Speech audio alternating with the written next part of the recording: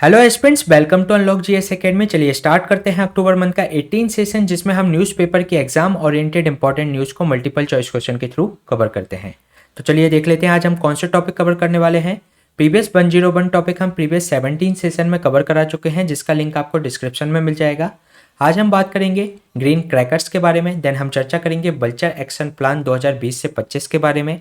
अभी micro small and medium enterprises के जो नॉन टैक्स बेनिफिट्स हैं उसके समय को बढ़ाया गया है, तो जानेंगे उसके बारे में। चर्चा करेंगे मिनिमम सपोर्ट प्राइस के बारे में। प्राइम मिनिस्टर के द्वारा भी डेफ एक्सपो में एक मिशन डेफ स्पेस लॉन्च किया गया, तो जानेंगे मिशन डेफ स्पेस क्या है। तो चलिए स्टार्ट करते हैं आज के क्वेश्चंस को। ये क्वेश्चन ग्रीन क्रैकर से संबंधित है, जिसके रिगार्डिंग आपको 3 स्टेटमेंट दिए गए हैं। फर्स्ट स्टेटमेंट में आपसे कहा गया है कि जो ग्रीन क्रैकर्स हैं वे एमिशन को सब्सटेंशियली रिड्यूस करते हैं, डस्ट को एब्जॉर्ब करते हैं, साथ ही साथ इसमें बेरियम नाइट्रेट जैसे हैजार्डस एलिमेंट नहीं होते।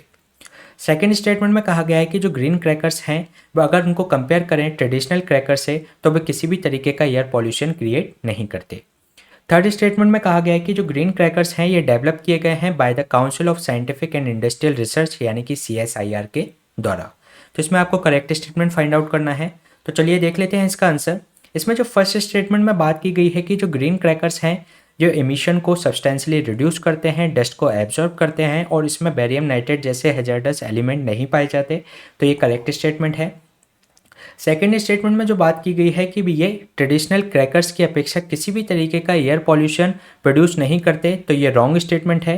क्योंकि अगर हम इसको कंपेयर करें तो ये 30% रिडक्शन करते हैं एयर पॉल्यूशन में in compare to traditional crackers, तो ये रॉन्ग हो जाएगा। थर्ड स्टेटमेंट में जो बात की गई है कि इसको डेवलप किया गया है by the council of scientific and industrial research CSIR के द्वारा, तो ये करेक्ट स्टेटमेंट है।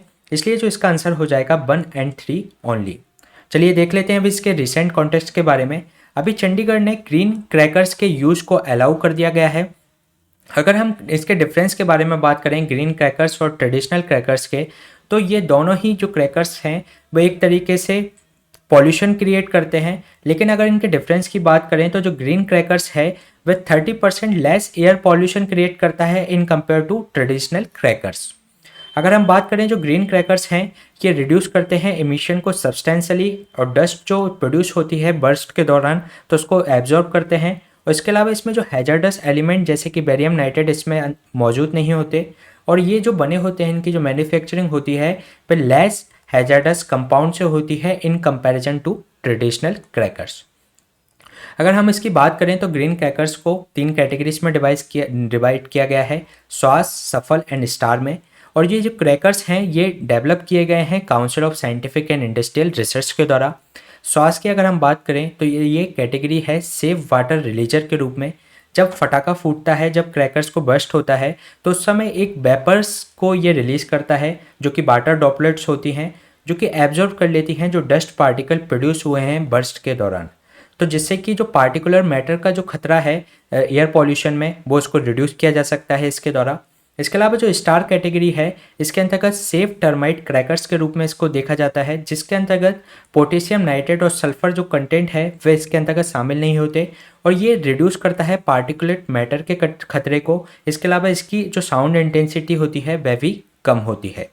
अगर हम बात करें सफल की तो ये सेफ मिनिमम जो एल्यूमिनियम का यूज करता है, जिसके कारण से इसकी जो साउंड इंटेंसिटी है वह कम हो जाती है in comparison to traditional crackers. तो ये हमने बात की ग्रीन क्रैकर्स के बारे में। चलिए चलते हैं नेक्स्ट क्वेश्चन पे। Next question vulture action plan 2020-25 से संबंधित है, जिसके रिगार्डिंग आपको 2 स्टेटमेंट दिए गए हैं। फर्स्ट स्टेटमेंट में आपसे कहा गया है कि ये इंश्योर करता है, जो प्रोग्राम है ये वल्चर एक्शन प्लान का वह इंश्योर करता है कि मिनिमम यूज ऑफ डाइक्लोफेनेक का यूज किया जाए। इसके अलावा जो इसके जो प्रिंसिपल फूड है वल्चर्स का, जो कि कैटल की कारकैसेस जो सबको ये खाते हैं, तो ये इनको पॉइजन से इनको प्रिवेंट किया जाए। सेकेंड स्टेटमेंट में कहा गया है कि at present there are 9 vulture conservation and breeding centre मौजूद हैं इंडिया में, जो कि जिसमें से 3 को डायरेक्टली एडमिनिस्ट्रेट किया जा रहा है जूलॉजिकल सर्वे ऑफ इंडिया के द्वारा। तो इसमें आपको करेक्ट स्टेटमेंट फाइंड आउट करना है। तो चलिए देख लेते हैं इसका आंसर। इसमें जो फर्स्ट स्टेटमेंट में बात की गई है कि ये जो प्लान है वो इंश्योर करता है कि डाइक्लोफेनेक का कम से कम यूज किया जाए, साथ ही साथ इनके जो प्रिंसिपल फूड है वल्चर का उसको जैसे कि कैटल कार्सेस को उसको पॉइजन से प्रिवेंट किया जाए। तो ये करेक्ट स्टेटमेंट है। सेकेंड स्टेटमेंट में जो बात की गई है कि ये 9 बल्चर कंजर्वेशन एंड ब्रीडिंग सेंटर हैं इन इंडिया में, साथ ही साथ इसमें से 3 हैं वे एडमिनिस्ट्रेट किए जाते हैं जूलॉजिकल सर्वे ऑफ इंडिया के द्वारा। तो ये रॉन्ग है, क्योंकि इनको जो 3 हैं उनको एडमिनिस्ट्रेट किया जाता है Bombay natural historical society BNHS के द्वारा। तो इसमें जो सेकेंड स्टेटमेंट रॉन्ग हो जाएगा, इसलिए इसका जो आंसर है A1 ओनली। चलिए देख लेते हैं अभी इसके रिसेंट कॉन्टेक्स्ट के बारे में। जो नेशनल कंजर्वेशन प्लान है बल्चर के लिए 2020 से 25 का, तो उसके तहत तमिलनाडु गवर्नमेंट ने एक स्टेट लेवल कमेटी को सेटअप किया है कि वह जो कि बल्चर के कंजर्वेशन से संबंधित इंस्टीट्यूशनल फ्रेमवर्क स्थापित कर सके।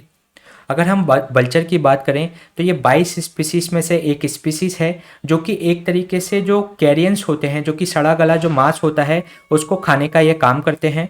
इसके अलावा इनका जो लिविंग है वह ये प्रेडोमिनेटली ये आपके ट्रॉपिक्स और सब ट्रॉपिक्स रीजन में रहते हैं। इसके अलावा इनके इंपॉर्टेंट फंक्शन की बात करें तो ये एक नेचुरल गार्बेज कलेक्टर के रूप में ये उपयोग होते हैं, जो कि एनवायरनमेंट के जो वेस्ट है उसको क्लीन करने का ये काम करते हैं, जिसके कारण से ये जो बल्चर हैं वे हमारे जो एनवायरनमेंट में एक वैल्यूएबल रोल रखते हैं।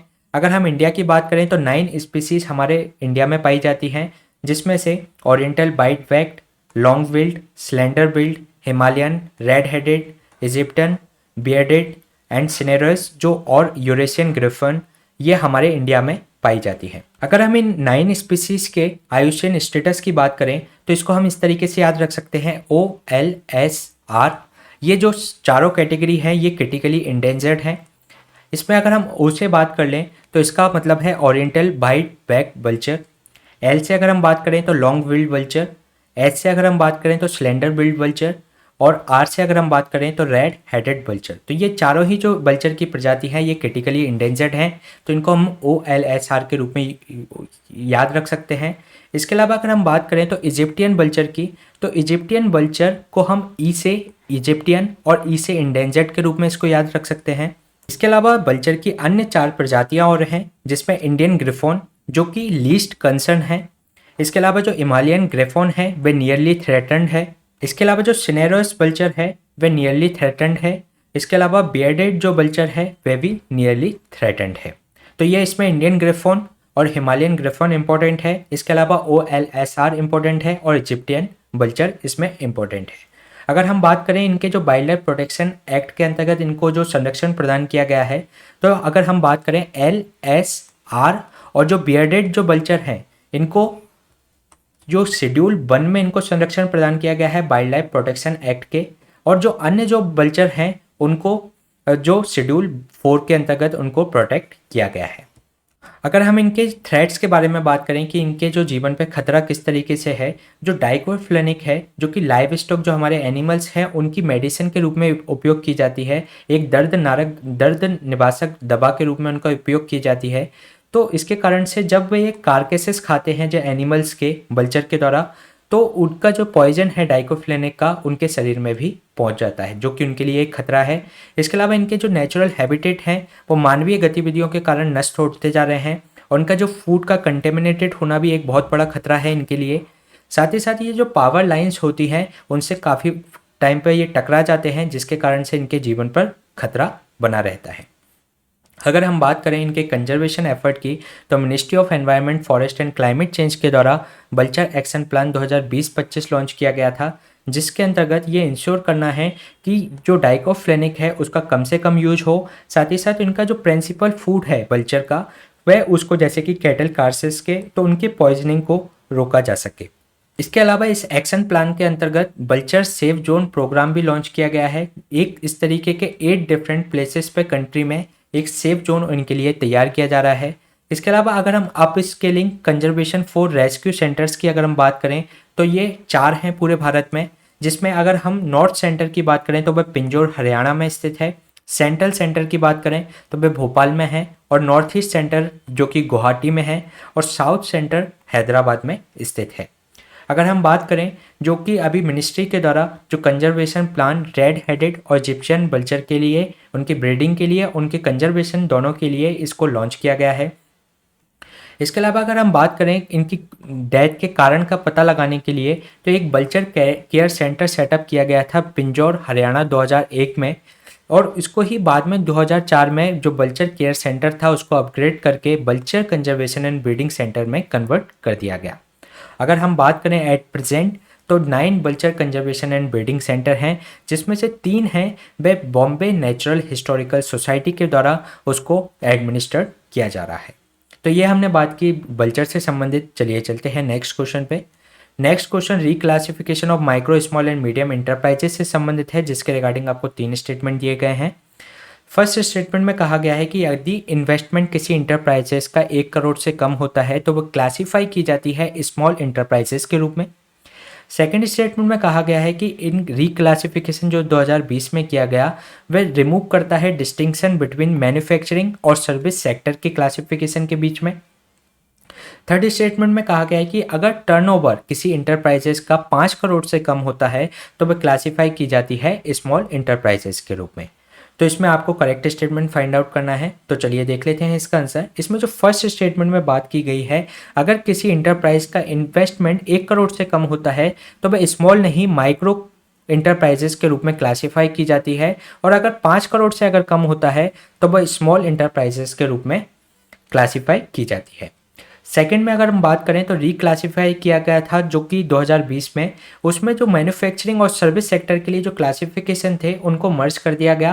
पहले इन दोनों की क्लासिफिकेशन अलग हुआ करते थे तो उनको इसमें सेम बना दिया गया। तो ये करेक्ट स्टेटमेंट है। थर्ड स्टेटमेंट में जो बात की गई है कि इसका अगर किसी टर्नओवर इंटरप्राइजेस का रहता है लेस देन 5 करोड़ तो वो क्लासीफाई किए जाते हैं स्मॉल इंटरप्राइजेस के रूप में। तो ये रॉन्ग है, क्योंकि अगर 5 करोड़ से अगर कम रहता है उसका टर्नओवर तो वह माइक्रो इंटरप्राइजेस के रूप में क्लासीफाई की जाती है, ना कि स्मॉल इंटरप्राइजेस के। अगर 50 करोड़ से कम टर्नओवर रहता है तो वह स्मॉल इंटरप्राइजेस के रूप में उसको क्लासीफाई किया जाता है।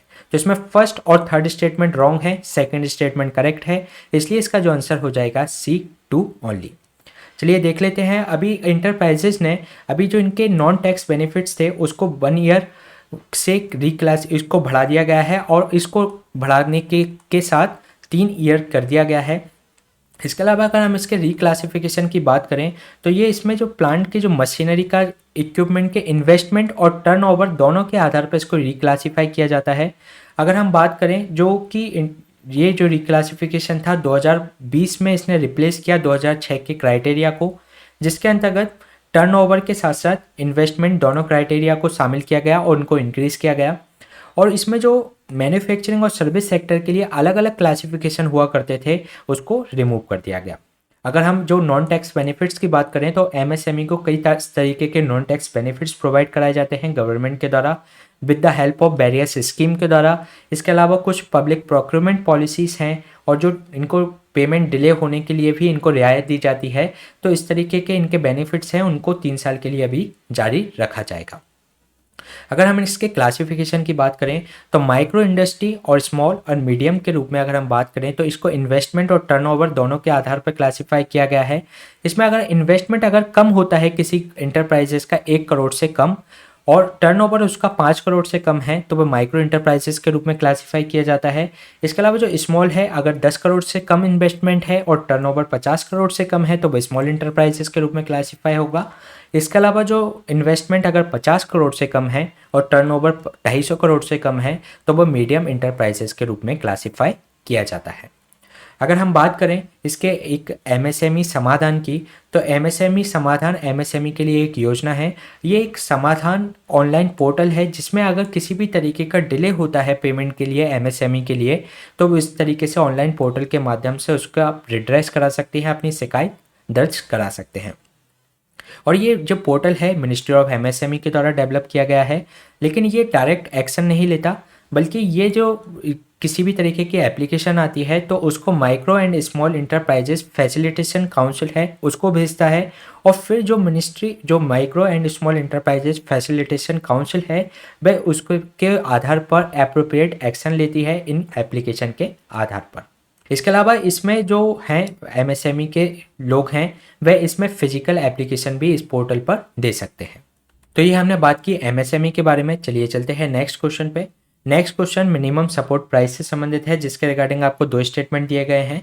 फर्स्ट स्टेटमेंट में कहा गया है कि in the case of cereals जो कि अनाज और दाल और जो ऑयल सीड्स हैं उनके प्रोक्योरमेंट मिनिमम सपोर्ट प्राइस पे किया जाएगा और ये अनलिमिटेड होता है किसी भी स्टेट और यूटीज में।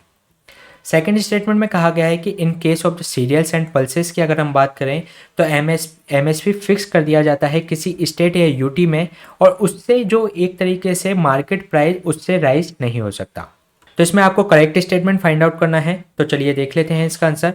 इसमें जो फर्स्ट स्टेटमेंट में बात की गई है कि जो सारे सीरियल्स और जो पल्सेस हैं और ऑयल सीड्स हैं उनका प्रिक्योरमेंट मिनिमम सपोर्ट प्राइस पर किया जाता है, लेकिन ये अनलिमिटेड नहीं होता क्योंकि जो हमारा बफर स्टॉक है उसकी एक क्वांटिटी है, एक निश्चित क्वांटिटी है, एक उसकी लिमिटेड क्वांटिटी है। तो इसमें जो प्रोक्योरमेंट किया जाता है वह बफर स्टॉक के लिए किया जाता है, इसके लिए ये अनलिमिटेड नहीं बल्कि लिमिटेड होता है। तो ये स्टेटमेंट रॉन्ग हो जाता है। सेकंड स्टेटमेंट में जो बात की गई है कि जो सीरियल्स और जो पल्सेस हैं वह स्टेट किसी भी स्टेट में एक तरीके की उसकी हायर प्राइस को डिनोट करती हैं और उससे ज़्यादा मार्केट प्राइस नहीं हो सकता। तो ये रॉन्ग स्टेटमेंट है क्योंकि ये जो मार्केट प्राइस है वह डिमांड और सप्लाई पे काम करता है, ना कि मिनिमम सपोर्ट प्राइस पे। तो इसमें ये दोनों ही स्टेटमेंट रॉन्ग हो जाएंगे, इसलिए इसका जो आंसर है वह नाइदर 1 और नॉट 2। चलिए देख लेते हैं इसके बारे में।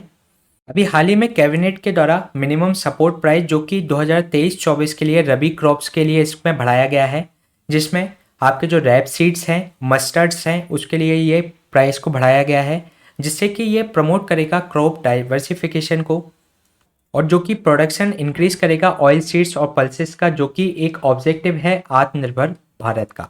अगर हम बात करें मिनिमम सपोर्ट प्राइस में तो ये प्राइस सपोर्ट मैकेनिज्म है जो कि एक्ट करता है as a safety net for the farmers के लिए, जिसमें उनको एक गारंटेड प्राइस प्रोवाइड कराई जाती है उनके प्रोडक्ट के लिए।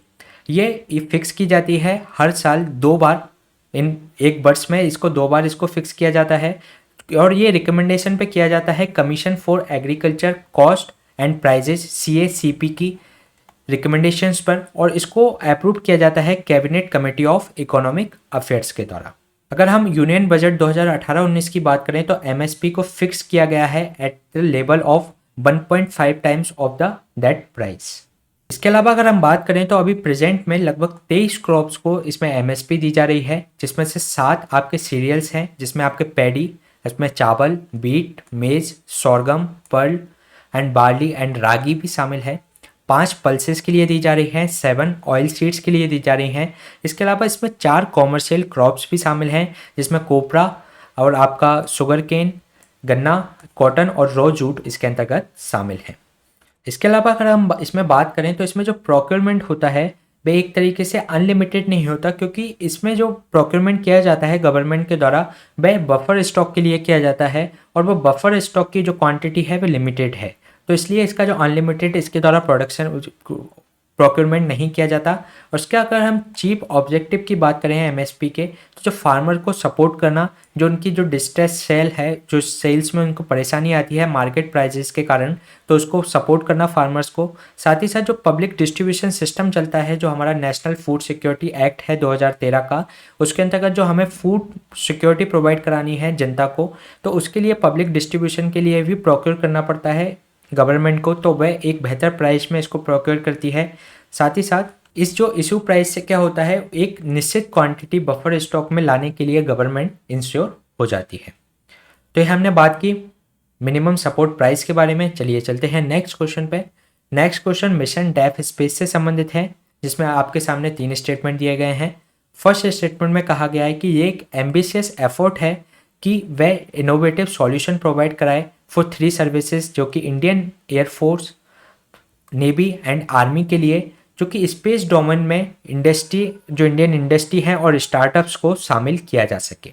इसके अलावा सेकंड स्टेटमेंट में कहा गया है कि जो स्टार्टअप्स हैं, इनोवेटर्स हैं और प्राइवेट सेक्टर हैं, इसके अंतर्गत इनवाइट किए जाएंगे फॉर सॉल्यूशन, कि इस तरीके की जो डिफेंसिव कैपेबिलिटीज़ हैं उनके लिए, केवल डिफेंसिव कैपेबिलिटीज़ के लिए, इसमें प्रॉब्लम सॉल्व करने के लिए। थर्ड स्टेटमेंट में कहा गया है कि 75 चैलेंजेस इसके अंतर्गत ओपन किए गए हैं, जिसके लिए इनोवेटिव सॉल्यूशन प्रोवाइड कराए, और ये बेस हैं defence requirements in space domains के संबंध में। तो इसमें आपको करेक्ट स्टेटमेंट फाइंड आउट करना है। तो चलिए देख लेते हैं इसका आंसर। इसमें जो फर्स्ट स्टेटमेंट में बात की गई है कि जो मिशन डेफ स्पेस है एक एम्बिशियस एफर्ट है जिसमें जो हमारी 3 सर्विसेज हैं एयरफोर्स, नेवी एंड आर्मी, उसको स्पेस डोमेन में किस तरीके से इनोवेटिव सॉल्यूशन प्रोवाइड कराए बाय द इसमें हेल्प ली जाएगी इंडस्ट्रीज़ की और स्टार्टअप्स की। तो ये करेक्ट स्टेटमेंट है। सेकंड में जो बात की गई है कि स्टार्टअप्स और जो इनोवेटर्स हैं और प्राइवेट सेक्टर्स हैं इनवाइट किए जाएंगे कि सॉल्यूशन प्रोवाइड कराएं जो कि डिफेंसिव कैपेबिलिटीज़ के लिए ओनली, जो इसमें लिखा है तो ये डिफेंसिव के साथ साथ ऑफेंसिव कैपेबिलिटीज़ के लिए भी ये सॉल्यूशन प्रोवाइड कराएंगे। इसके लिए जो स्टेटमेंट ये रॉन्ग हो जाता है। थर्ड स्टेटमेंट में जो बात की गई है कि इसमें 75 चैलेंजेस इसको इसमें ओपन किया गया है कि इनोवेटिव सॉल्यूशन प्रोवाइड कराएं फॉर डिफेंस रिक्वायरमेंट जो कि स्पेस डोमेन में। तो ये करेक्ट स्टेटमेंट है। तो इसलिए इसका जो आंसर हो जाएगा 1 and 3 ओनली। चलिए देख लेते हैं इसके बारे में। अभी रिसेंटली प्राइम मिनिस्टर के द्वारा मिशन डेफ स्पेस को लॉन्च किया गया इन डेफ एक्सपो में। और उन्होंने इस जो डेफ एक्सपो हुई उसमें 4 डिफेंस इंडिजिनाइज से लिस्ट को भी इसमें शामिल किया जो कि बार करता है 101 आइटम जो कि बाहर से हम इंपोर्ट करते हैं उसको ये इसमें रोक लगाता है। इसके अलावा इन्होंने अनवील्ड किया एक STT-40 जो कि हिंदुस्तान टर्बो ट्रेनर 40, एक इंडिजिनियस ट्रेनर एयरक्राफ्ट को जो कि डेवलप किया गया है हिंदुस्तान एयरोनॉटिक्स लिमिटेड के द्वारा। अगर हम मिशन डेफ स्पेस के बारे में बात करें तो जो मिशन डेफ स्पेस है एक एम्बिशियस एफर्ट है कि इसमें जो इनोवेटिव सॉल्यूशन डेवलप किए जाएं फॉर 3 सर्विसेज जो कि स्पेस डोमेन में भी किस तरीके से हस्तक्षेप कर सकती हैं। इसके अलावा इसमें 75 चैलेंजेस को इसको ओपन किया गया है। इसके अंतर्गत जो इनोवेटिव सॉल्यूशंस पेश किए जाएंगे बाय द स्टार्टअप्स, इनोवेटर्स और प्राइवेट सेक्टर्स के लिए कि वे सॉल्यूशन प्रदान करें फॉर कि किस तरीके से जो 3 सर्विसेज हैं वह इसकी स्पेस कैपेबिलिटीज़ को इंक्रीज किया जा सकता है। इसके अलावा इसमें जो है जो आर्म फोर्सेस के लिए केवल डिफेंसिव रिक्वायरमेंट्स के लिए नहीं बल्कि ऑफेंसिव रिक्वायरमेंट्स के लिए भी ये जो स्पेस एप्लीकेशंस को जनरेट किया जाएगा फॉर द मिलिट्री। इसके अलावा जो डिफेंस जो एप्लीकेशंस होंगे इन स्पेस वह इंडियन आर्म फोर्स को तो सहायता करेंगे ही, साथ ही साथ जो हमारी फ्रेंडली फॉरेन नेशंस हैं उनके लिए भी इनको एक्सटेंड किया जा सकता है। अगर हम बात करें इसके इंडिजिनाइजेशन ऑफ द डिफेंस के बारे में जिसमें अभी 101 जो प्रोडक्ट की लिस्ट को जो कि बाहर करता है इंपोर्ट को, तो अगर हम इंडिजिनाइजेशन की बात करें तो एक तरीके का जो डिफेंस इक्विपमेंट्स हैं वे कंट्री के अंतर्गत ही इसको प्रोड्यूस किया जाए, इसके लिए जिससे कि हमारे जो इंपोर्ट करना पड़ता है डिफेंस प्रोडक्ट के लिए उनके लिए हम अचीव कर सकें सेल्फ रिलायंस को। इसके अलावा सेल्फ रिलायंस की अगर हम बात करें डिफेंस मैन्युफैक्चरिंग में तो ये एक की ऑब्जेक्टिव है डिपार्टमेंट ऑफ डिफेंस प्रोडक्शन का जो कि एक DRDO के अंतर्गत एक डिफेंस पब्लिक सेक्टर अंडरटेकिंग्स है और इसके अंतर्गत जो प्राइवेट ऑर्गेनाइजेशन में है वह भी एक इम्पोर्टेंट रोल प्ले कर रही है for indigenisation of the defence industries के लिए। इसके अलावा इसमें एक STT-40 इंडिजिनियस ट्रेनर एयरक्राफ्ट को भी लॉन्च किया गया। STT-40 जो एयरक्राफ्ट है ये एक बेसिक ट्रेनिंग एयरक्राफ्ट है जो कि डेवलप किया गया है हिंदुस्तान एयरोनॉटिक्स लिमिटेड के द्वारा फॉर द इंडियन एयरफोर्स के लिए। इससे पहले ये रिप्लेस करेगा जो एक HAL HPT-32 दीपक ट्रेनर्स था वह उसको रिप्लेस करके ये STT-40 को इंट्रोड्यूस किया गया है। ये जो ट्रेनर है ऑफर करता है बेस्ट इन क्लास जो फ्यूल इकोनॉमी है और पावर ट्रेनिंग रेटिंग में ये काफ़ी इम्प्रूव है जो पहले जो वर्जन था उससे। इसके साथ ही साथ ये टेक्स ऑफ में जो शॉर्ट डिस्टेंस पे टेक ऑफ कर सकता है और जो हाई क्लाइम रेट इसकी है और इसकी जो मैक्सिमम स्पीड है 450 किलोमीटर पर हावर है जो कि मैक्सिमम 1000 किलोमीटर तक पहुंच सकती है। इसकी जो स्टॉल स्पीड है वह है 135 किलोमीटर पर हावर। तो ये क्वेश्चन हमने डिस्कस किया मिशन डेफ स्पेस के बारे में। इसी तरीके के सेशन हम आपके बीच में लाते रहेंगे। Please stay tuned and subscribe the unlock GS academy. Thank you.